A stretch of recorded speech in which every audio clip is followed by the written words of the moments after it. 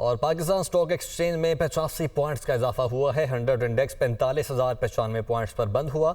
Interbank में dollar 283 रुपये 80 पैसे पर बंद हुआ। 12 कारोबारी रोज में डॉलर 8 रुपये 36 पैसे महंगा हुआ है और ओपन मार्केट में डॉलर 1 रुपया महंगा हो गया है। हमाद आलम कराची से हमारे रिपोर्टर हमारे साथ मौजूद हैं। हमाद, एक तो ये बताइएगा कि जो डॉलर की कीमत है वो क्यों बढ़ रही है, और दूसरा अब जो स्टॉक मार्केट है, क्या अब ये 45,000 की जो फिगर है इसी के इर्द गिर्द रहेगी? जी, जैसा आपने कहा खुद के 12 रोज़ में तकरीबन इंटरबैंक में डॉलर 8 रुपये महंगा हुआ है। तो IMF की डील के बाद जो हमने देखा था डॉलर की कदर में कमी वाकई वो 4 रोज़ की चांदनी साबित हुई। अब हुआ क्यों ऐसा? बेसिकली कि एक सेंटीमेंट एक पॉजिटिव हुए जिसकी वजह से ये हुआ कि हम डिफ़ॉल्ट से बच गए। चले, एक तो अच्छी बात हुई, लेकिन उसके बाद जो इस वक्त डेटा बताता है, डेटा ये बता रहा है कि हमारे पास पेमेंट, हमारी अदायगियाँ बहुत हैं। हमें इस माली साल तकरीबन 25 अरब डॉलर की अदायगियाँ करनी है। जो करंट अकाउंट डेफिसिट है, या हम ट्रेड डेफिसिट की बात करते हैं खाली, तकरीबन 4 अरब डॉलर से ज़ायद की पेमेंट है इंपोर्टर्स की जो अदा करनी है, और माल स्टॉकअप हुआ है। तो ये पैसा है जो जाना है। इसी वजह से हम देख रहे हैं कि इंटरबैंक में डीलर्स का कहना ये है कि इंपोर्टर्स की जानिब से डॉलर की डिमांड देखी जा रही है, जिसकी वजह से रुपया मुसलसल कमज़ोर है।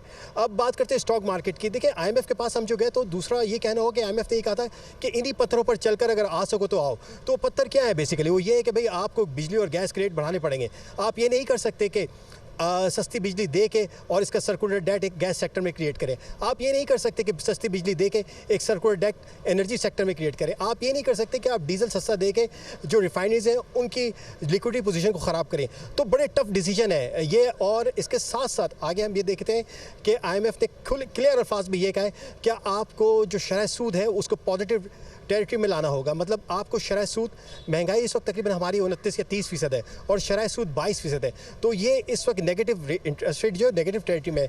तो या तो हम महंगाई को कम लेके आए 22% से नीचे, या शरह सूद को बढ़ाना पड़े। तो स्टॉक मार्केट में सरमायाकार इस वक्त वेट एंड सी की पॉलिसी देख रहे हैं। जो सख्त फैसले आ रहे हैं, जो मजीद अमल दरामद होगी, ज़ाहिर बात है कि स्टॉक मार्केट में शरह सूद बढ़ती है तो स्टॉक मार्केट के इन्वेस्टर कॉशियस हो जाएंगे और ये पैसा स्टॉक मार्केट से निकल के ज़ाहिर बात है कि ये नेशनल सेविंग्स वगैरह की तरफ आएगा, क्योंकि वहाँ बेहतर रिटर्न मिलेगा। और कंपनीज जो है जब शरह सूद बढ़ेगी तो मजीद एक्सपेंशन से भी गुरेज करेंगी। इसकी वजह से हम देख रहे हैं कि स्टॉक मार्केट में इन्वेस्टर वेट एंड सी की पॉलिसी अपना रहे हैं। अच्छा हमाद, ये बताइएगा कि शरह सूद किस तरह से जो स्टॉक मार्केट है उस पर असरअंदाज होती है?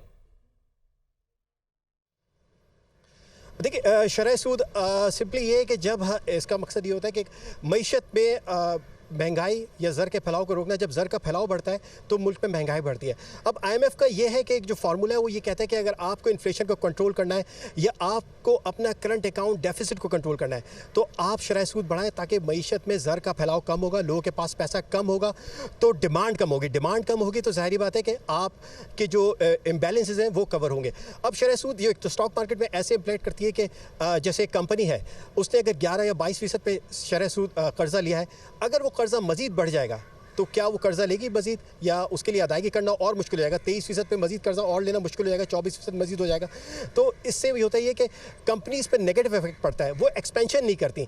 एक तो ये कंपनी की तरफ ये, दूसरा ये कि जैसे अगर आपने गाड़ी ली है, आप ये समझते हैं कि कम शरह सूद है, 10 या 11% शरह सूद है, तो आप ये कहेंगे कि भाई मैं गाड़ी ले लेता हूँ बैंक से लीज पे और अपनी तनख्वाह से कुछ किस्तें अदा कर दूंगा। लेकिन अगर आप ये देखते हैं कि शरह सूद बढ़ रही है और आहिस्ता आहिस्ता पिछले 1 साल में देखा हमने कि 11% से बढ़ के तकरीबन 22% हो गई है, तो आप ये कहेंगे कि मेरी कैपेसिटी पेमेंट नहीं है कि भाई कर्ज उतार सकूं किस्तों में। तो आप क्या करेंगे? अपना हाथ रोक लेंगे, आप गाड़ी लीज पर नहीं लेंगे। इस तरह डिमांड कम होगी। जब आप गाड़ी लीज पर नहीं लेंगे, जो फैक्ट्री बना रही है गाड़ी उसकी डिमांड कम होगी, तो इस तरह ओवरऑल इकोनॉमी भी जो है इसका असर पड़ता है। ठीक जी हमाद, बहुत डिटेल में आपने समझाया, बहुत शुक्रिया आपका।